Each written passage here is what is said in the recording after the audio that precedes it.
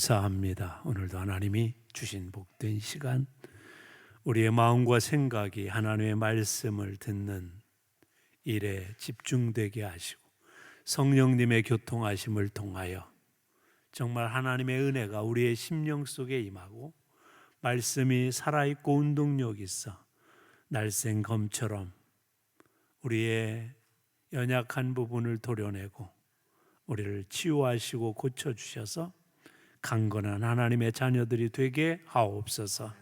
사랑 많으신 우리 구주 예수 그리스도의 이름으로 기도드리옵나이다. 아멘. 카니발이라는 유명한 장군의 이야기가 있습니다.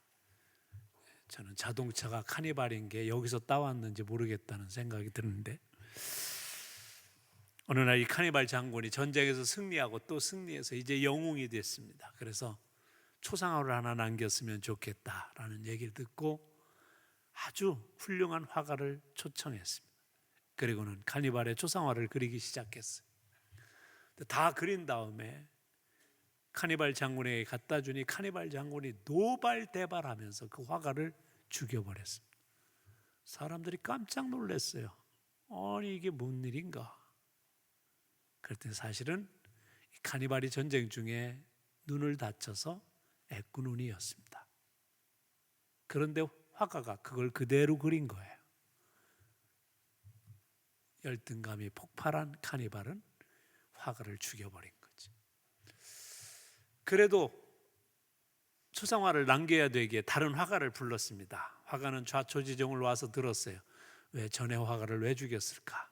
이유는 그 눈을 사실대로 그렸기 때문이라는 사실을 발견했습니다. 그리고는 고민을 했어요. 그리고는 드디어 초상화를 완성했습니다.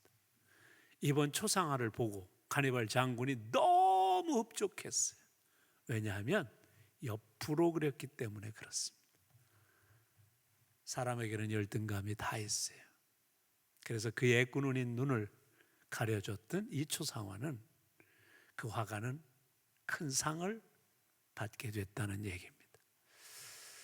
우리 속에 우리도 알지 못하는 나만이 가진 열등감이 다 있습니다. 그 상처를 누가 건드리면 우리는 폭발하게 되는 거죠. 이 열등감이란 단어는 사실 알프레드 아들러라는 심리학자가 처음 사용했습니다. 그는 이렇게 결론을 지었습니다. 인간은 계속적으로 열등감을 소유하며 살게 된다는 거예요. 어떤 환경과 조건이 되면 거기에 준해서 사람은 자꾸 열등감이 작동하고 그것을 벗어나기가 어렵게 된다는 거예요. 그래서 열등감의 노예로 살아갈 수밖에 없는 게 인간이다. 어떤 학자는 그래서 이런 얘기를 했습니다. 열등감의 치유는 무덤에서나 가능하다. 치유가 전적으로 될 수는 없다. 그렇게 얘기하는 거죠. 그만큼 어렵다는 겁니다. 열등감이 생기는 이유는 여러 가지 있습니다. 우리 주변의 환경 속에 있는 여러 가지 조건들, 경제적인 능력, 지식의 능력, 부유함의 능력, 그 다음에 성장의 과정 속에 사랑받지 못하고 자란 것, 신체적인 조건, 여러 가지들입니다. 미국의 한 갤럽 조사기관에서 연구를 했던 통계 조사를 했습니다. 당신의 외모에 만족하십니까? 그래도 뜻밖의, 그래도 미국 사람들이 잘생겼잖아요. 근데 28%의 사람이 만족한다고 그랬고 여자는 13%의 사람만 만족한다고 했답니다. 그래서 다시 질문을 했답니다. 그러면 당신은 정말 외모를 고치고 싶지 않습니까? 그랬더니 남자 중에 94%가 당장 고치고 싶다 그랬고 여자는 99%가 당장 고치고 싶다고 얘기했다는 거예요. 그렇게 보면 우리의 외모를 가지고도 우리는 얼마든지 외모 컴플렉스, 열등감의 컴플렉스를 가질 수 있다는 거예요. 그래서 맥스웰 헬츠라는 심리학자는 이런 얘기를 했습니다. 현대인은 95% 정도는 늘 열등감이라는 문제에 노출되어 살고 있다는 것. 저나 여러분이나 그러니까 사실은 100%예요. 왜냐하면 여러분은 아니라고 5%를 주장하는 사람일지라도 여러분 바로 옆에 있는 사람이 열등감 때문에 당신을 대할 수 있기 때문에. 그러면 우리 안에 만연해 있는 이 열등감의 문제를 어떻게 우리가 좀 극복할 수 있을 것인가 하는 얘기를 오늘 성경의 한 인물을 통해서 여러분과 얘기해 보려고 합니다. 그 사람은 모세라는 사람. 40살 때 그는 호기롭게 내가 이스라엘 민족의 지도자가 되겠다고 나섰던 사람입니다. 그런데 우발적인 분노를 자제하지 못해 사람을 죽였습니다. 그리고 도망자의 삶을 삽니다. 변방으로 도망가 거기서 이방인 제사장의 딸 이드로의 딸과 결혼해서 거기서 평생을 살아가는 사람입니다. 80이 됐을 때 갑자기 뜻밖의 일이 발생합니다. 하나님께서 그를 부르셔서 자기가 예전에 가졌던 그 소망, 꿈, 내가 너를 이스라엘의 지도자가 되게 하겠다는 겁니다. 그래서 오늘의 이야기가 시작됐습니다. 10절에 보면 이런 말씀이 있습니다. 이제 내가 너를 바로에게 보내어 너에게 내 백성 이스라엘 자손을 애굽에서 인도하여 내게 하리라. 무슨 말씀이에요? 내가 너를 이스라엘 백성 지도자가 되게 하리라. 옛날 같으면 이야 드디어 꿈이 이루어진다 그랬는데 그렇게 대답하지 않습니다. 11절 오늘 우리가 읽어본 말씀 한번 주목해 보겠습니다. 모세가 하나님께 아뢰되 내가 누구이기에 바로에게 가며 이스라엘 자손을 애굽에서 인도하여 내리까. 오늘 그런 말씀을 누가 했어요? 모세가 했어요. 내가 누구이기에 바로에게 가며 내가 무슨 인도 이스라엘의 지도자가 됩니까? 말이 안 됩니다. 이렇게 얘기하는 거예요. 물론 40세 땐 그랬더라도 40년이 지난 그 당시에 사망의 연령이 120에서 150살이 됐다고 하더라도 우리가 80세가 됐기 때문에 이제 겸손해져서 그렇다. 그렇게도 얘기할 수 있어요. 그러나 또 한면으로 애들러의 심리학적인 틀에서 보면 그는 열등감을 드러내고 있는 것이다 하는 거죠. 사실 그는 40년 동안 어떻게 지냈는지 성경은 그에 대해서 기록하고 있지 않지만 내가 누구이기에 내가 뭔데요 하나님, 이 말 한마디에 스며져 있는 모세의 열등감, 자기 정체성의 문제들을 드러내고 있는 한마디라고 보는 거죠. 나 같은 게 뭘요? 사실 자신감이 넘쳤던 40세와 비교해서 그의 삶은 지금 너무 달라져 있습니다. 그리고 그는 어렸을 때 애굽의 궁정에서 자라서 최고의 학문을 배웠습니다. 그때 지금 애굽의 왕이 되어 있는 바로도 자기와 같은 왕자의 신분으로 자라고 있었습니다. 그런데 자기는 지금 저 변방에 아무것도 아닌, 어떻게 보면 사람들이 무시하는 가축이나 키우고 있는 목자에 불과하고, 한 사람은 뭐예요? 애굽, 당시의 세계에서 가장 잘 나가던 나라의 왕이 되어 있습니다. 그러니 모세의 마음속에 자리 잡고 있는 마음이 뭔지를 우리는 알 수 있어요. 여러분, 열등감은 어디서부터 출발하냐면 비교의식 속에서 자라게 되는 겁니다. 나와 다른 사람을, 나와 내 주변의 사람을, 나와 내 형제, 그래서 가장 가까운 사람들과 비교해서 나타나는 증상이 뭐냐면 열등감. 그래서 오늘 이 모세의 한마디 속에 그가 40년 동안 어떤 삶을 살아왔는가에 대한 우리는 그의 모세의 마음을 추론해낼 수 있다는 거죠.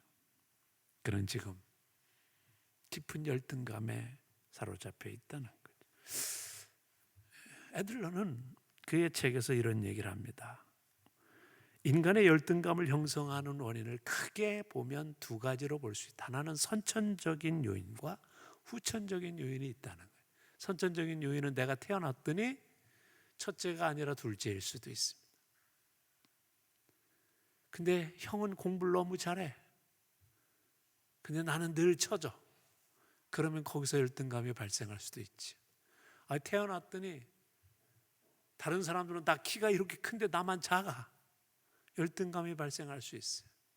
다른 사람들은 인물이 괜찮다고 다 하는데 나만 어디서 저기 아프리카에서 튀겨온 사람처럼 그렇게 생겼어. 그래서 열등감이 발생한다. 이게 뭐냐면 선천적으로 내게 주어진 거예요. 내가 결정한 게 아니에요. 그런데 후천적인 요인이 있다는 거예요. 내가 태어나서 자라면서 받았던 스트레스, 그리고 환경적인 요인, 사회적인 요인, 그런 것들에 의해서 우리 안에 형성되는 것. 그래서 나도 모르게 사람들 사이 속에 살면서 서로 비교당하고 비교하면서 생긴 게 뭐냐면 바로 열등감이라는 거예요. 그래서 열등의식이란 건 뭐냐면 내가 주변 사람들과 비교해서 지능적으로, 신체적으로, 사회적으로, 그리고 언어적으로, 가정적으로 타인보다 떨어져 있다고 느끼는 게 열등의식입니다. 사람들은 그런데 이걸 잘 못 참아하고 때로는 그것으로 인하여 의기소침하고 자기 비하를 하게 된다는 거예요. 오늘 모세도 그런 거예요. 자기와 어렸을 때 같이 자랐던 그 바로고는 이미 세계적인 왕이 돼 있어요. 세계적인 나라의 왕이 돼. 자기는 한복동입니다. 비교할 수 없는 거예요. 너무 초라한 거예요.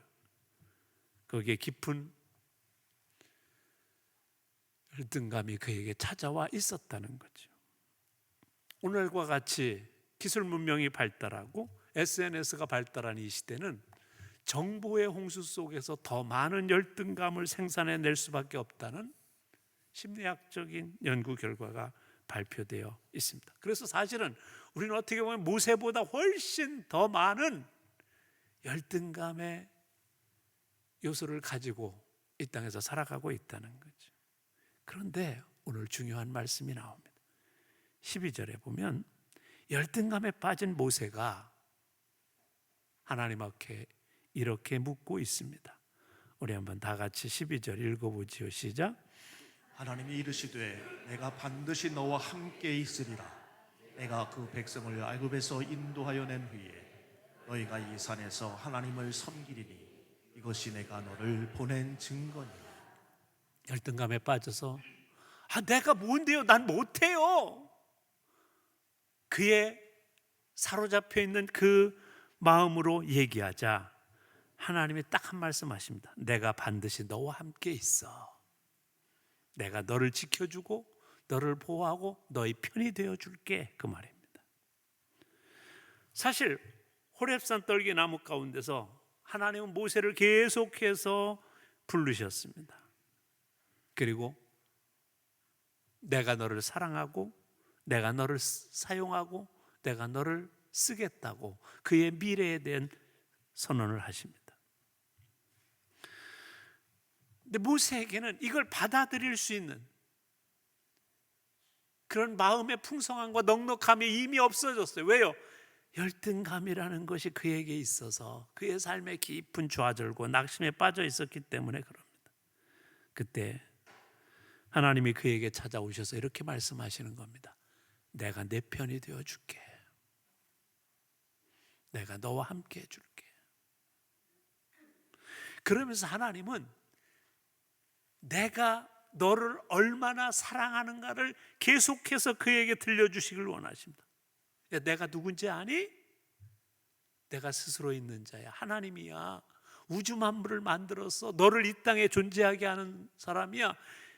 그런데 내가 너를 택하고 너를 부르고 너를 사랑한다. 이것을 계속해서 깨닫게 하시는. 여러분 매주일 날 하나님께서 여러분을 교회로 부르시고 설교의 자리에 이 자리에 앉게 하시고 하나님이 여러분에게 들려주시고자 하는 건 뭐냐면 내가 너를 소중하게 생각한단다. 그 얘기. 내가 너를 만들었어. 내가 내 인생을 책임지고 내 미래를 복되게 해줄 거야. 그 말씀을 하는 거예요. 모세에게 있어서 오늘 중요한 건 뭐냐면 이 하나님의 말씀을 받아들이는 거예요.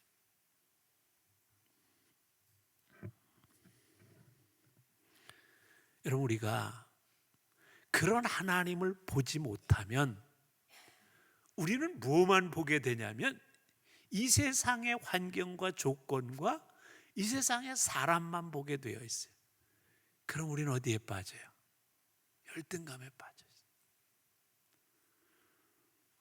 그래서 성경적으로 열등감은 뭐라고 정의하냐면 하나님의 없는 인간의 자아가 세상에 살면서 겪을 수밖에 없는 심리적 갈등인 거예요.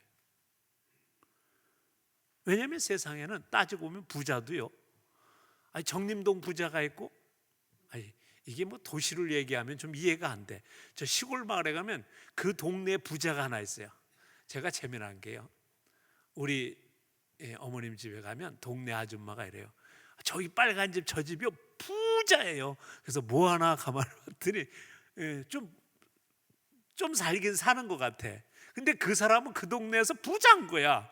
근데 미안한 얘기면 고기만 조금 나와서 도시로만 딱 들어오면 그 사람은 별로 부자도 아니야. 인간은 끊임없어요. 그럼 여러분, 한국의 부자가 세계에서 제일 부자일까요? 절대 아니에요. 우리 게임도 안 돼. 그 사람들의 부자에 비하면. 그러니까 인간은요, 그렇게 생각하면 끊임없는 열등감을 만들어낼 수밖에 없는 거예요. 누굴 모르면? 하나님을 모르면. 그래서 우리가 하나님의 형상으로 지음받은 하나님의 자녀라는 사실을 발견하고 하나님이 나를 창조하셨다는 이 사실을 받아들이지 아니하면 우리는 끝없는 열등감을 만들어낼 수밖에 없다. 그래서 가장 중요한 건 하나님을 진정으로 만나야 우리는 이 인생의 열등감의 바닷속에서 벗어날 수 있다는 거죠. 그래서 하나님을 인격적으로 만나고 그분이 나를, 내가 너를 소중하게 여겨. 너는 뭐라고요? 사랑받기 위해 태어난 존재다. 이 사실을 발견해야 너는 정말 내가 소중하게 생각하는 사람이다. 이걸 발견해야 우리는 하나님의 위로를 경험할 수 있게 된다는 거예요. 이 애들러는 우리가 이 열등감을 치료하려면 적어도 5가지의 상황들이 변화해야 된다고 합니다. 첫째는 뭐냐면 용기가 생겨야 돼요. 용기를. 그래서 용기를 줘야 된다고. 두 번째는 뭐냐면 상처를 분석하기 전에 인간관계를 잘 맺을 수 있도록 해줘야 된다. 세 번째는 뭐냐면 열등감으로 인한 고립감에서 벗어나서 자유케 되는, 그렇게 너는 귀한 존재라는 걸 깨닫게 해줘야 된다. 넷째는 뭐예요?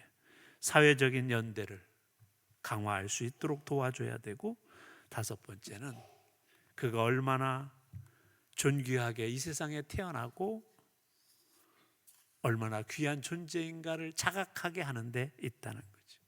사실 아들러는 유대인이었습니다. 그는 어렸을 때부터 성경을 공부했던 사람. 그런데 그는 심한 열등감에 빠져 있었다고 얘기합니다. 왜냐하면 6째 중에 둘째로 태어났는데 그의 형은 잘생기고 공부도 잘하고 모든 사람에게 사랑받는 형을 뒀어요. 그런 사람은 꼭 열등감이 있습니다. 근데 그는 구루병에 걸려서 4살까지 걷지를 못했다고 그래요. 키도 작고 운동도 잘 못하고, 그러다 보니 학교 성적도 그렇게 좋지 못했습니다. 성인이 되어서 다리를 저를 정도로 심한 외모적 컴플렉스를 가지고 있었다고 그래요. 그런데 그는 어느 날부터 자기의 열등감을 극복하려고 애쓰기 시작했고 빈대학에 들어가고 의사가 되고 정신분석을 연구하게 되고 나중에는 세계적인 심리학자가 될 수 있었다는 거죠. 그런데 그 애들러의 그런 열등감에서 벗어나는 과정을 자기가 쓴 것이 사실은 오늘 출애굽기 3장 12절 이하에 보면 하나님께서 모세를 어떻게 다루시는가에 다 들어 있습니다. 열등감에 사로잡혀 있는 모세에게 하나님은 찾아오셔서 뭐라고 그러냐면, 내가 내 편이야. 내가 너를 만들었어. 그래서 자기는 정말 별 수 없어. 세상에서 낙후돼서 좌변방에 그냥 목자로서 평생 살아가다 죽기를 간구하고 있는 모세에게, 야, 넌 소중한 존재야. 너 혼자 아니야. 내가 너와 함께 있단다. 그러면서 그를 고독감에서 자유케 하고 하나님의 소중한 존재임을 다시 일깨워 줍니다. 그리고 나서 뭐라고 그래요? 그에게 다시 꿈을 회복시켜 줍니다. 열등신에 사로잡히면요, 용기도 없어지고 희망도 없어집니다. 모세도 그랬어요. 내가 뭐 이렇게 손자 손녀나 키우고 뭐 이제 사는, 그냥 세상 끝내는 거지 뭐. 그런데 하나님은 거기 가서, 아니야, 너 40세 때 꿈을 꿨지? 내가 너를 이스라엘 백성의 지도자가 되게 할 거야. 소망을 주십니다. 우리가 성경을 읽다 보면 우리에게 성령이 임하면 뭐라고요? 늙은이들이 뭐 한다고요? 꿈을 꾸고, 젊은이들이 뭐예요? 환상을 보고. 그 영이 살아나는. 아들러의 치유의 방법을 보면 사실은 하나님께서 이미 모세에게 행하셨던 모든 방법 속에 다 들어있다는. 그래서 근원적으로 뭐냐면 하나님께서는 모세의 열등감을 치유하시면서 뭐예요? 그의 미래에 소망을 주십니다. 너는 위대한 지도자가 될 거야. 그래서 중요한 게 하나 있습니다. 우리가 이 하나님이 나를 사랑하신다는 것, 나의 미래를 책임져 주시고 나를 인도해 주실 것이라는 것에 대한 믿음이 생기기 시작하면 열등감이 서서히 극복되기 시작하는 거예요. 그리고 뭐예요? 우리의 미래를 보장해 주시는 하나님, 그 하나님이 계시다는 사실을 내가 인정하게 되면 그때부터 우리의 삶이 달라지기 시작한다. 그래서 여러분, 열등감은 뭐냐? 오히려 더 하나님을 의지하게 만드는 동기가 될 수 있다. 아마 여러분도 다 이런 생각해보면 열등감의 문제가 있을 거예요. 그거라면 하나님 앞에 좀 나가서, 하나님, 내가 정말 이렇게 어리석고 미련하다고 느낍니다. 내가 이런 존재라고 생각합니다. 그런데 하나님이 도와주시고 하나님이 인도하셔서 나를 좀 붙들어 주옵소서. 입술이 부정하고 자기는 말도 못한다고 그렇게 말하는 모세를 향하여 출애굽기 4장 11절 이하에 보면 뭐라고 하나님이 말씀하시냐면 이렇게 말씀해요. 여호와께서 그에게 이르시되 누가 사람의 입을 지었느냐 그래요. 누가 사람의 입 지었니? 누가 벙어리냐? 누가 귀머거리냐? 눈 밝은 자냐? 누가 소경이 되냐? 뭐래요? 하나님이 하시겠다. 제가 참 놀랬던 적이 하나 있습니다. 지금은 이제 은퇴하신데 서울의 소망교회 곽선희 목사님이 저희를 가르치셨는데 말을 엄청 잘하세요. 근데 자기가 이런 고백을 해요. 내가 청년 때 말 더듬이었다. 여러분 아셨어요? 저희도 안 믿었어요. 근데 어느 날 하나님께서, 그가 기도했대. 하나님, 제가 이제 목회자가 되고 설교를 전해야 되는데 말더듬이인데 어떡합니까? 하나님 앞에 기도하는데 하나님께서 그러더래. 야, 내가 입술을 졌고 내가 너를 만들고 내가 너를 불렀는데. 그때부터 자신감이 나서 볼펜을 입에다 물고 발음 연습을 시작하고, 그래서 그가 그렇게 자기가 달변가가 됐다는. 우리가 이 사실을 믿은 자와 믿지 않는 자, 여러분 생각해 보세요. 설교를 해야 되는 자가 발더듬이었는데 하나님의 부르심에 그가 응답하고 하나님이 자기를 치유하시고 고쳐주신다는 믿음이 생기니까 그 열등감에서 벗어나서 뭐예요? 사람들이 부러워하는 달변가가 된 거예요. 야, 네 입 누가 만들었니? 그러시는 거예요. 야, 네 얼굴 누가 만들었니? 그렇게 하시는 거예요. 그래서 에베소서 2장 10절에 보면 사도 바울은 이런 얘기를 합니다. 우리는 그가 만드신 바라 그리스도 예수 안에서 선한 일을 위하여 지심을 받은 자니 이 일은 하나님이 전에 예비하사 우리로 그 가운데서 행하게 하려 하심이니라. 누가 만들었다고요? 하나님이 만드셨다. 그래서 어떻게 사용하시려고? 그리스도 안에서 선한 일을 위하여 지으심을 받았다. 멋진 일을 하게 하시려고 여러분을 만드셨다는 거예요. 우리는요, 진화론자가 얘기하듯이 저 미생물에서 발전해가지고 원숭이에서 진화된 그런 존재가 아니라는 거예요. 하나님이 내가 친히 너 만들었다 이 얘기예요. 공장에서 뿜어야 한 제품이 아니라는 거예요. 하나님이 손수 빚으셔서 우리를 만드셨다는 거죠. 우리를 그래서 이 80억 가까운 인류 가운데 유일한 존재로 우리를 이 땅에 살게 하셨다는 거예요. 내가 너를 이렇게 가치 있게 만들었는데 너는 왜 자꾸 너를 가치 없게 생각하니? 그렇게 말씀하시는 거예요. 그래서 뭐예요?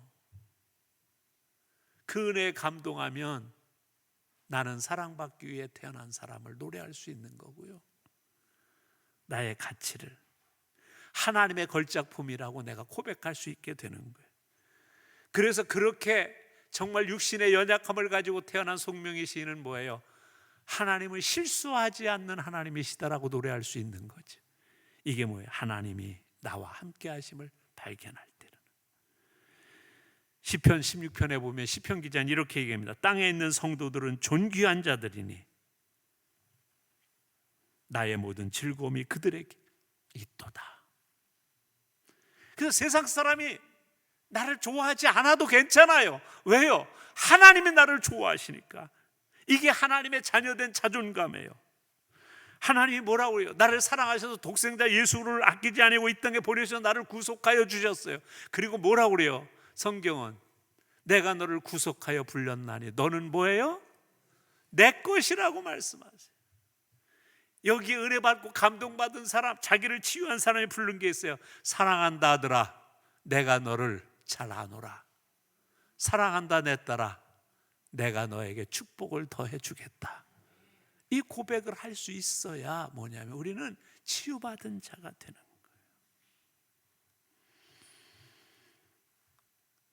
그런데 이게 쉽게요, 저는 여러분도 마찬가지, 이게 쉽게 되지 않아서 모세는 또 뭐라고 말하냐면 13절에 가서 이렇게 말해요. 13절 다 같이 한번 읽어봅시다. 시작. 모세가 하나님께 아뢰되 내가 이스라엘 자손에게 가서 이르기를 너희의 조상 하나님이 나를 너희에게 보내셨다 하면 그들이 내게 묻기를 그의 이름이 무엇이냐 하리니 내가 무엇이라고 그들에게 말하리까. 여러분, 모세라고 그래서 뭐 믿음이 좋아가지고 아멘 할렐루야 가겠습니다 이러지 않아요. 우리랑 똑같아요. 다시 묻습니다. 하나님 앞에. 내가 그래요. 그렇게 알고 내가 갔어요. 근데 쟤들이 나한테 네가 뭔데 와서 우리한테 그래? 이렇게 말하지 않겠어요?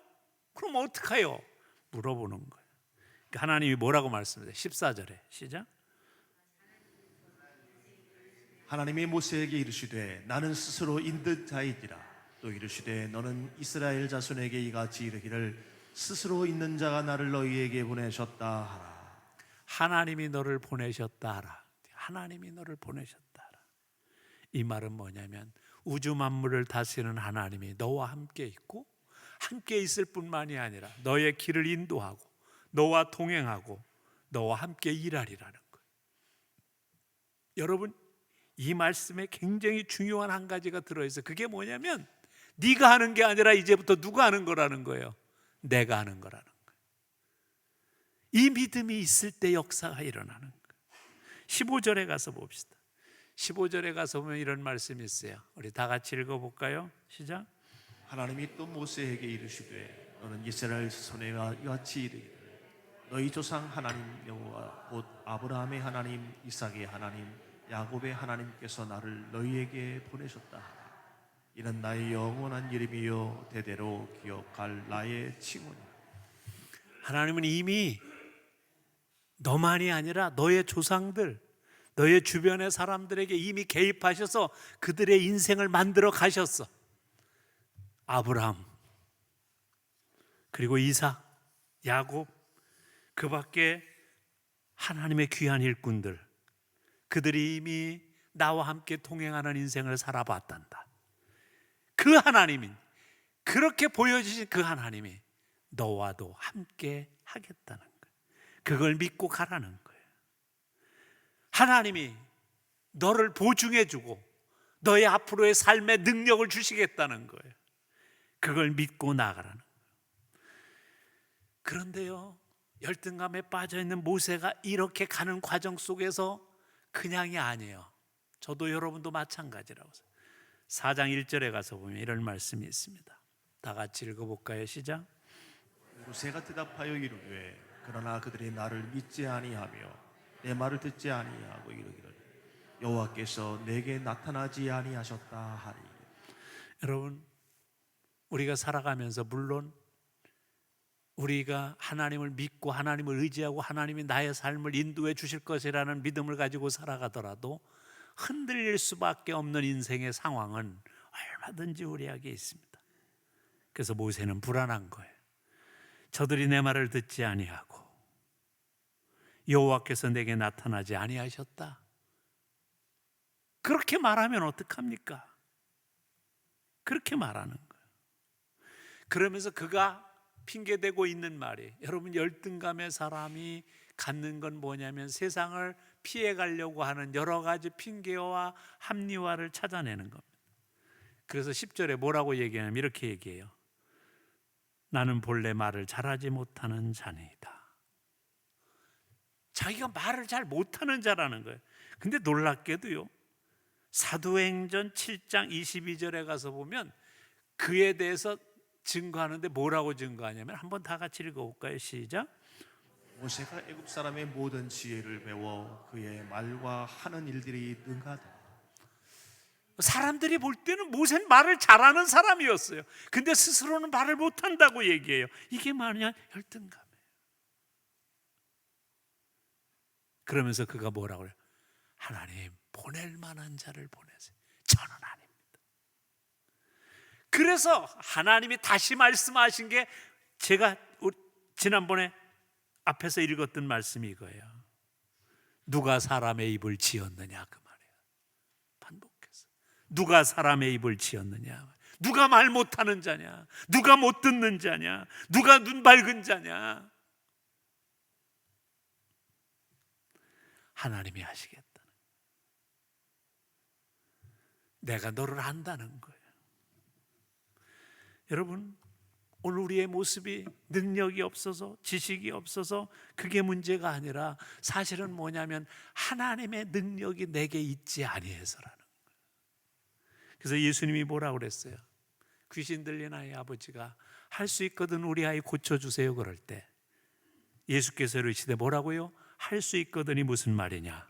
믿는 자에게는 능치 못한 일이 없느니라. 이 믿음을 갖길 원하고 계신 거죠. 여러분, 한 젊은이가 있었습니다. 그는 자신의 열등감을 극복하기 위해 공부를 열심히 해서 최고의 학문을 닦았습니다. 근데 외모가 변변치 못해 별로 인기가 없어 장가도 못 갔습니다. 글은 잘 쓰는데 설교는 더럽게 못한다고 그런 교인들의 비난을 받아야 됐습니다. 평생의 질병을 가지고 살면서 질병을 고쳐달라고 했는데 하나님이 고쳐주지 않으셨습니다. 그런데 그가 세계적인 사역자가 됐습니다. 그 이름이 누구예요? 사도 바울입니다. 그는 우리들에게 이렇게 얘기합니다. 내게 능력 주시는 자 안에서 내가 모든 것을 할 수 있느니라. 능력은 어디에 있어요? 하나님에게 있습니다. 그 하나님의 능력이 내게 있을 때 내가 모든 것을 할 수 있는 존재와 하나님의 자녀된 자존감이 그에게 살아났기 때문에 그는 자기 모멸, 자기 정죄에 빠지고 사람들이 자기에게 얘기하는 생긴 것도 그렇게 생겨가지고 설교도 그렇게 못하면서 사역자 한다고 비난하지만 꿈쩍도 하지 않습니다. 왜요? 하나님의 자녀된 자존감이 있기 때문에. 재능이 없다고, 실력이 없다고, 머리가 나쁘다고 우리는 스스로 파놓은 열등감에 사로잡혀 살 수 있습니다. 그때 여러분 하나님 앞에 나가 기도하면 하나님이 이렇게 말씀하셔요. 그래, 내가 네 머리가 둔하다고 생각하는 거 안다. 네가 능력이 없다고 생각하는 거 나도 안다. 네가 재주가 없다고 생각하는 거 나도 안다. 그런데 내가 너와 함께 있지 않니? 그리고 내가 능력의 하나님이라는 사실을 내가 믿느냐? 그렇다면 내가 너와 함께 할게. 이 사실을 믿을 때 우리 이 열등감의 감옥에서 벗어날 수 있게 되고 새로운 삶을 살아갈 수 있게 되는 줄 믿습니다. 사랑하는 성도를 한번 생각해 보세요. 나도 열등감의 감옥에서 벗어나고 있지 못하다면 오늘 의사이신 우리 주님께 여러분의 인생을 맡기시고 치유받으심으로 말미암아 새로운 인생을 살아가시는, 하나님의 자녀된 자존감을 가지고 살아가시는 복된 백성들이 되시길 주님의 이름으로 축복합니다. 기도드립시다. 하나님 감사합니다.